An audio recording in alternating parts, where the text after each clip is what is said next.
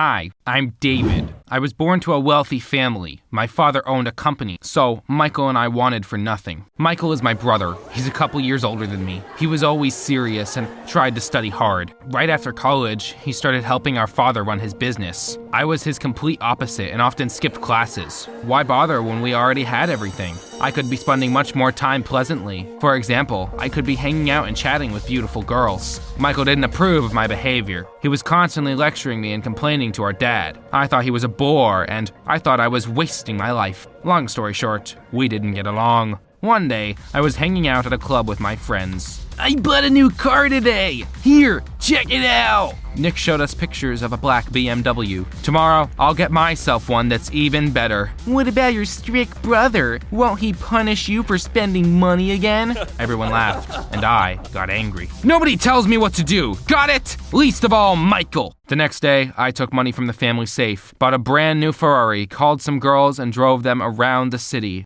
David, you're so cool. A cool car, beautiful girls, and a couple of credit cards in my pocket. What a perfect life. Soon, I stopped at a club and suddenly saw a familiar Jeep nearby. Damn it, it was Michael. My brother came up to us and demanded I get out of the car. Then, he yelled at the girls and told them to leave. You can't tell me what to do. You bought this car using the money Dad and I had earned. Who are you showing off to, David? Those girls only want your money. They hang out with me because I'm cool, and you're just jealous. Michael suddenly laughed. That jerk.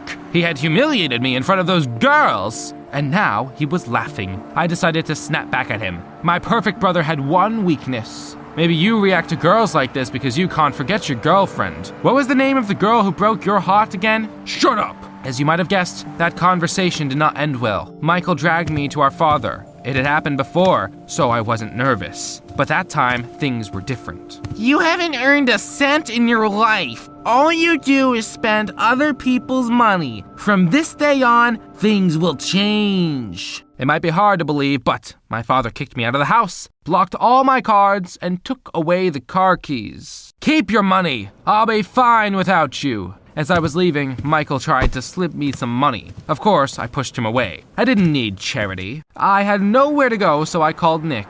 Can I stay at your place? My friend said yes, and I came over. Nick's family was rich too. His parents owned a chain of car shops. I basically just moved from one beautiful house to another. Nick was always at some business courses, and I was lying in a room and playing video games. He sympathized with me and lent me some money. So I didn't try to save up for anything. In the evenings, I hung out in clubs as usual. One day, Nick came home and saw me leaving for a party. Back to the club? Yeah, wanna come with? You know what? I'm sick of this. You live off me and don't even try to change anything. Why don't you find a job? I didn't think you were that petty. I'm your best friend. Can't you just give me some money? That's not the point. I'm helping my parents, and even though it's summer, I'm studying. I've earned money for the car myself, and you're used to using money you haven't earned. Don't worry, I won't bother you anymore. We had a fight and I left. I had a lot of friends. I was sure I would easily find another place to stay, but that turned out harder than I thought. My friends already knew about my situation, and no one wanted to let me in. Even the girls who'd sworn eternal love to me turned their back on me. I didn't want to admit it, but Michael had been right about some things. I only had a few bills in my pocket. It wouldn't even be enough for me to rent a normal house. I didn't know what to do, and then I remembered something. My mother was staying in a neighboring town. She had died, but her house was still there. We hadn't stayed there in a long time. I used the last of the money to get there. As far as I remembered, the old neighbor had the keys. She recognized me right away and let me in. It was dusty and uncomfortable inside. Of course, it wasn't what I was used to, but I could stay there. I went to bed and immediately fell asleep. The next morning, I looked around more carefully. There was a garage next to the house and an old pickup truck in it. The old lady had the keys to it too. To my surprise, I managed to start the pickup. It wasn't a Ferrari, but at least I wouldn't have to walk. By lunchtime, I was terribly hungry. My pride wouldn't let me ask neighbors for food. I decided to sell an expensive watch of mine. However, when I came to the appraiser, they offered me an absurdly small sum for it. It cost 5 times that. You're free to leave if that's not enough for you. I had no choice but to agree. On the way home, I stopped by a store. When I walked in, I accidentally bumped into a girl. Wow, I wasn't expecting to meet such a beauty in that dump. Hi, I'm David. What's your name? She turned shy and looked away. Amina? The girl was very cute. She was not in a hurry, but I managed to get her number before she left. We spent all evening chatting on the phone, and I managed to convince her to go on a date with me. The next day I bought a bouquet of flowers and brought Amina to the best club. Of course, it was only the best compared to other clubs in that tiny town. A lot of local young people hung out there. Hey, Amina, come join us! A group of people were sitting at a table. It turned out to be Amina's acquaintances. I quickly got to know everyone. One guy was bothering me. As far as I could tell, he liked Amina too. Frank spent the evening asking me questions and trying to find out something compromising about me. What do you do? Why did you move here?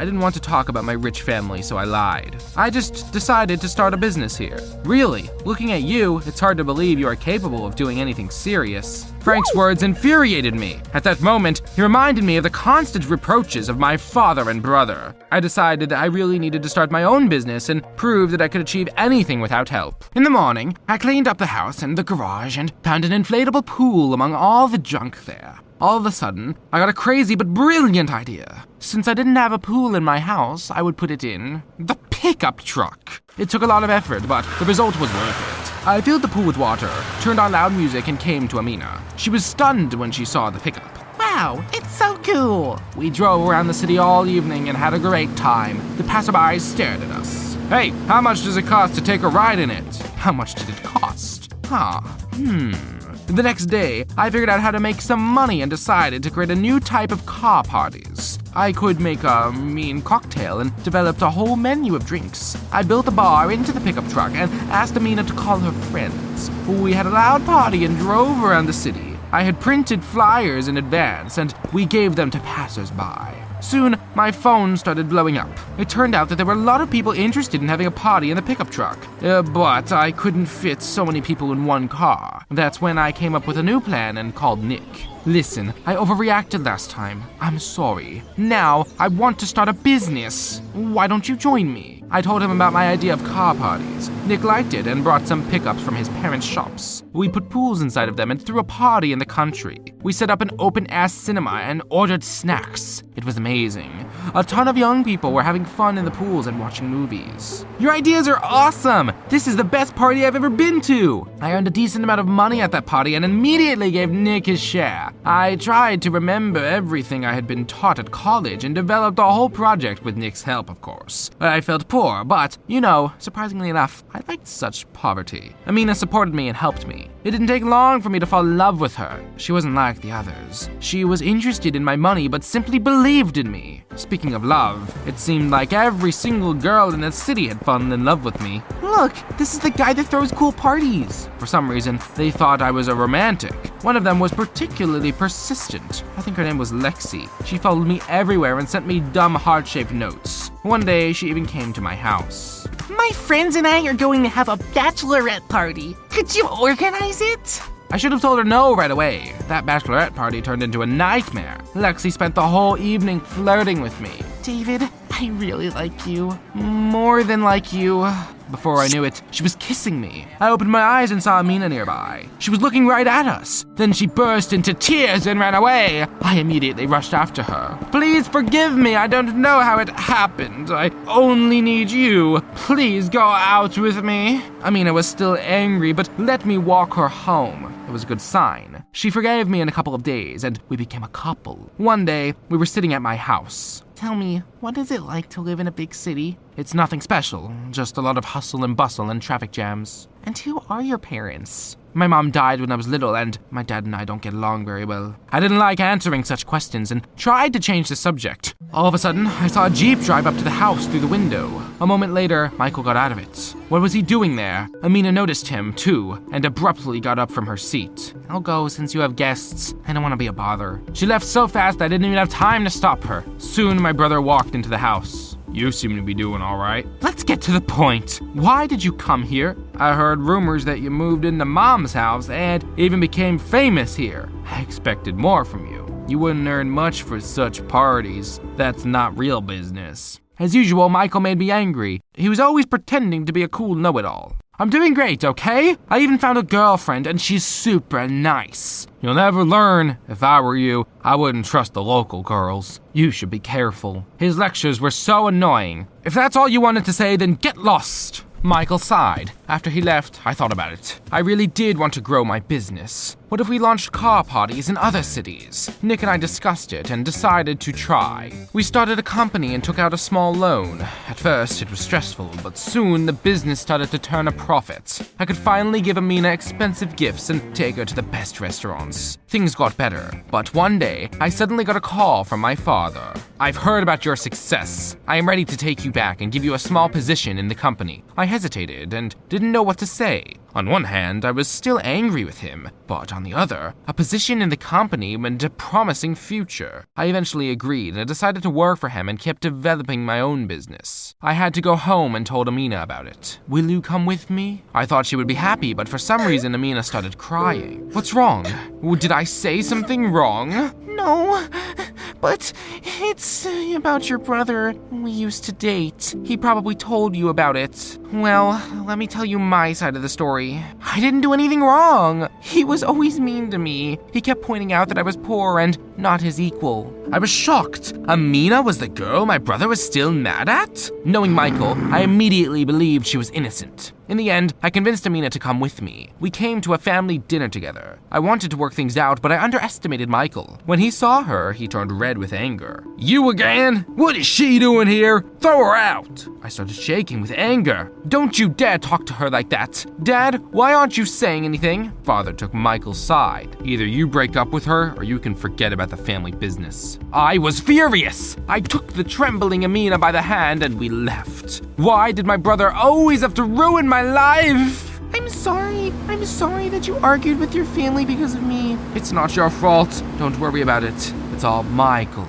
I went back to developing my business. Nick and I were still making pool pickups, but at some point we started having problems. At first, we lost investors. Then there were delays at work. Our business was falling apart. Amina had also grown twitchy for some reason. She was often annoyed, and I barely recognized her. "What's wrong with you?" Leave me alone. Everything's fine. Maybe she was in trouble but didn't want to talk about it? One day, she asked me to take her to a club. I didn't have much money at that point, but managed to find some to get us in. We sat down at a table, and Amina started ordering the most expensive dishes. "I can't pay for this right now. Could you choose something cheaper? Or maybe you should just make up with your father." "No, that's not going to happen." Amina suddenly jumped out of her seat. "In that case, we're done. I'm not going to date a bum." It felt like I had been hit. What did she say? Do you really think I fell in love with you because you're handsome and romantic? I knew who you were from the very beginning. Our meeting in the store wasn't an accident. Things didn't work out with one brother, so I decided to try my luck with the other one. But unlike Michael, you are just a loser." At that moment, Frank came up to our table. She took his arm and they left. For the first time in my life, I didn't understand what was going on. The realization came to me in the morning. Amina was a great actress who only needed my money. Michael had been right again.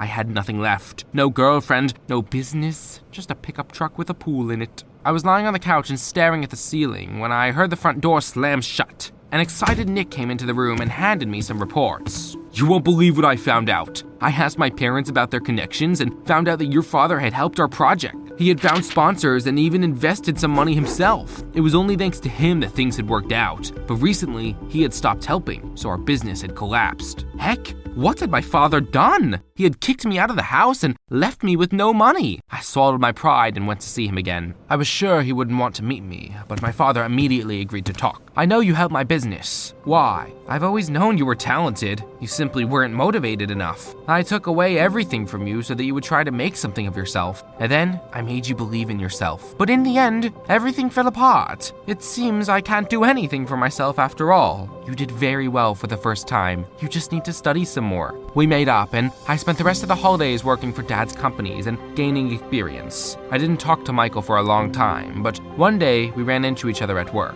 "I'm sorry, I acted like an idiot. You were right about everything." "I'm sorry too. I guess I really can be annoying." Our relationship improved, and then I suddenly got a call from Amina. "Sorry, I said some nonsense back then. Let's start over." She only wanted to come back because I had reconciled with my family. It was obvious, so I didn't listen to her and just blocked her. After the holidays, I went to college. One day, I was sitting in the dining room during a break when a heart-shaped note suddenly fell on my table. It looked familiar.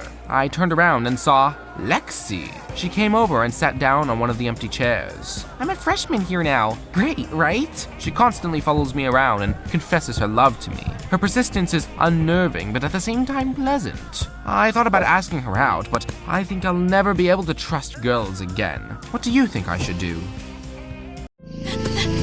A guy had gone missing because of me. What was I supposed to do now?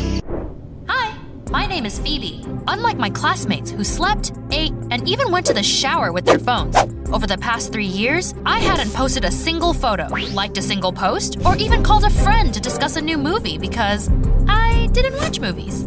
I lived in a world that was different from what you're used to. Press like, subscribe to the channel, and listen to my story. My parents were businessmen. Well, they used to be businessmen.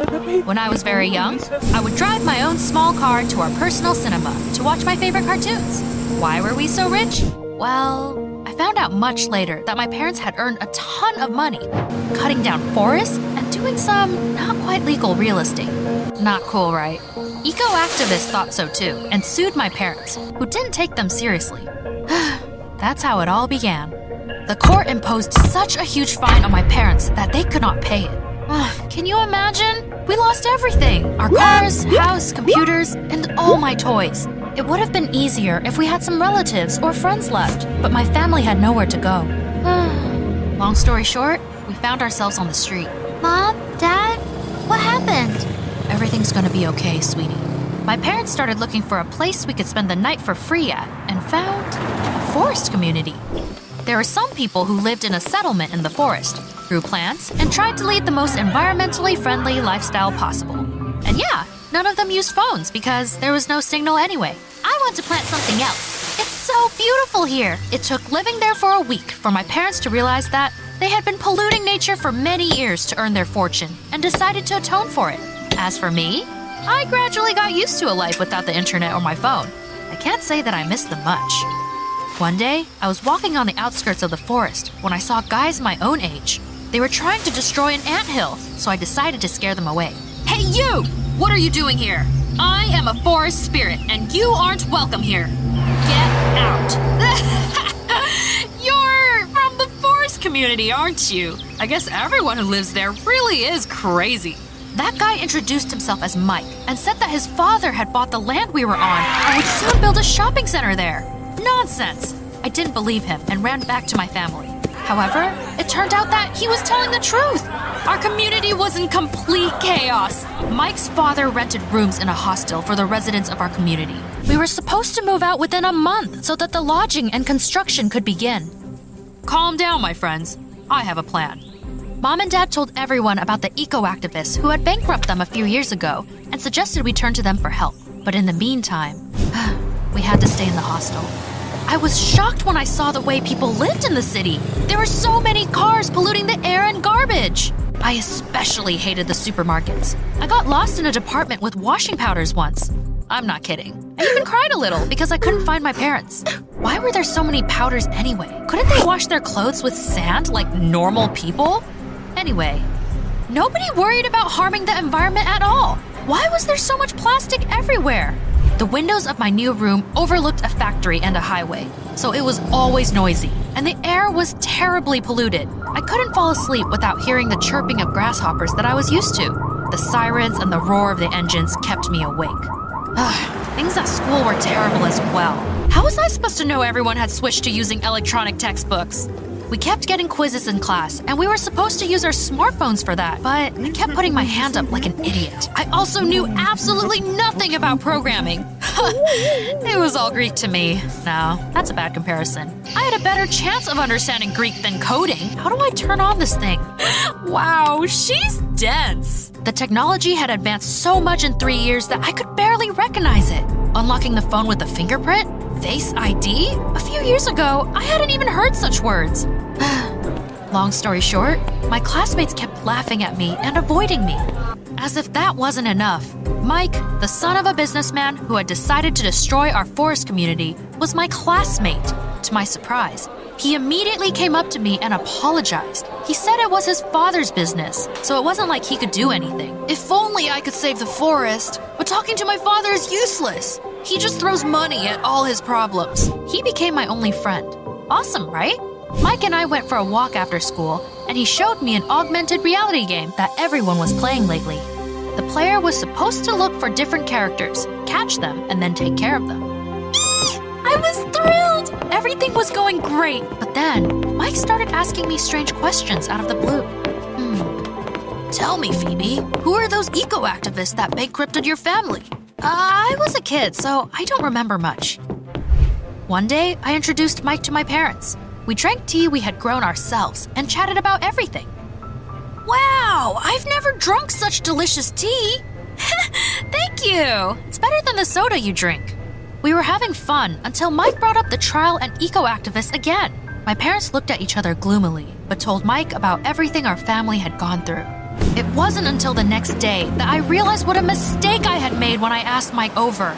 Our forest community had a meeting. I found out that Mike's dad had dealt with those eco-activists. He'd somehow figured out their strategy and got rid of them. I immediately realized that Mike had betrayed me and told his father everything he had learned from my parents. I decided never to talk to Mike again, but he started following me around and did everything he could to make me pay attention to him. But my loneliness didn't last long. Meet my new friends. Yes, these are flowers, but you've got to agree they're better company than people sometimes. Nobody ever took care of the school plants, so the poor things withered and died. But I knew how to take care of them, and I wasn't afraid of being called an oddball for it because, I was already called that. So my classmates' reactions surprised me. Hey, Phoebe! What do you want? Cool flowers. Could you put them in our classroom too? Please?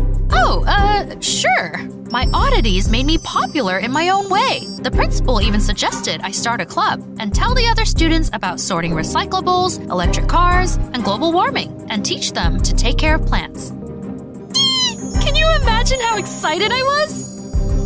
The club wasn't particularly popular until someone spread a rumor that I had lived in a forest for 3 years and fed on bark and beetles. Why did they find that weird? There are a lot of beetles that are actually very tasty. We didn't actually eat them, of course, but my classmates liked crazy stories, so I was all too happy to tell them. Ooh, tell us about the bear. Again? Oh well. One day, our community was attacked by a hungry bear. A lot of people think you're supposed to raise your arms and growl to scare the bear away if you meet one, but that's not true. Instead, you should pretend you're dead. Wow! Was anyone eaten? Everyone was so amazed by my past life that sometimes it seemed like I was from another planet. Thanks to my stories, the principal decided to organize a hike for everyone. We were supposed to go to the forest, make a fire, roast some marshmallows. I jumped for joy when I found out that everyone in school liked the idea. I could finally go back to the forest. But my joy didn't last long. My classmates came completely unprepared. They were wearing fashionable but uncomfortable clothes, sneakers, and heels. Of course, everyone immediately got their feet wet. Instead of sleeping bags, they brought inflatable mattresses that were ruined once they put them on the hard ground. There was no signal, so they couldn't Google which berry was safe to eat. I didn't expect the hike to be so stressful. Instead of nutritious food, everyone brought chips and sweets. It was little wonder that they soon ate all the snacks and got hungry. Oh, can we order pizza? There's no signal here. What do you mean? What are we gonna eat? Look, berries! What are you doing? They're poisonous! I'm still hungry. I'm going to try to catch some fish. With your bare hands? I doubt it will work. Our teacher fell and injured his leg almost immediately. I had to bandage it. While I was giving him first aid, my classmates decided to go for a swim, but some of them forgot that they could not swim. I was a lifeguard, a cook, and a nurse at the same time. Camping didn't seem fun anymore, and it was still only the evening. As I expected, the worst began at night. I was sleeping, exhausted, when my classmates woke me up. Mike went into the forest, and he's been gone for a long time. Every hour spent in the forest could cost him his life. Also, our teacher couldn't walk. Damn it! I immediately organized a search party. I divided everyone into groups and told them how to look for Mike and not get lost. We shout Mike's name and then wait a few seconds for an answer. After that, we do it again. Mike! The pizza's here! We wandered through the forest for several hours. I was getting desperate. A guy was missing because of me. Now, Mike's father would cut down the whole forest to find him. But that didn't matter at that moment. I prayed Mike would be found safe and sound. Luckily, we succeeded. Mike was sitting on a tree. Mike, it's okay. Get down. No. Why? I don't know how. I had to climb up to him. When I sat down on a branch next to him, Mike hugged me. Phoebe, I didn't tell my dad anything. I promise. I wanted to help you, honest. I even told everyone to join your club. Okay, Mike, I believe you. But how did you end up here? I wanted to play that game I told you about and was trying to find a signal. I'm going to delete it. I could have stayed here forever because of it. Oh, let's get down. I'll help you. It wasn't easy by any means, but Mike managed to get down. It was too dark to go back to the camp. The last thing we needed was for someone to get lost again. Besides, my classmates were so tired that some of them had fallen asleep right under the tree while waiting for Mike and me. I decided to make tents so that we could spend the night there. 3 years of living in the forest community had prepared me for everything life could throw at me. Except for programming classes, of course. In the morning, we came back to our camp and then to the city. I was telling my worried parents about everything that had happened on the hike when Mike's father knocked on our door. I was terrified. After all, it was my fault we had gone camping, and Mike had spent half a night on a tree. Phoebe, I've come to thank you for everything you've done. What? Mike told me you organized a search party to find him. Thanks to you and your knowledge, my son is alive and well. It may seem like nothing is more important to me than my money and business, but I actually live for my son. It turned out that Mike really hadn't betrayed me, and his father had known about the eco-activists because he used to be one of them. He was one of those people who had bankrupted my family a few years ago. He had then decided to betray his convictions for the sake of money because activism did not pay well. Mike's father wanted his son to have the best smartphones and computers, as well as the opportunity to go to a decent college. But now, I won't dare to destroy your forest community. It made you, Phoebe, the way you are. I have stopped the construction of the shopping center. Wow, I couldn't believe my ears! I had just been doing what I loved most, and it helped me get back my home. A few days later, the residents of our community came back to the forest, but I decided to keep going to school because that was the only way I could go to university and become an ecologist. All those adventures had happened to me for a reason. Now, I knew what I wanted to do for the rest of my life. Besides, the hike brought me closer to my classmates, and now I had a lot of friends.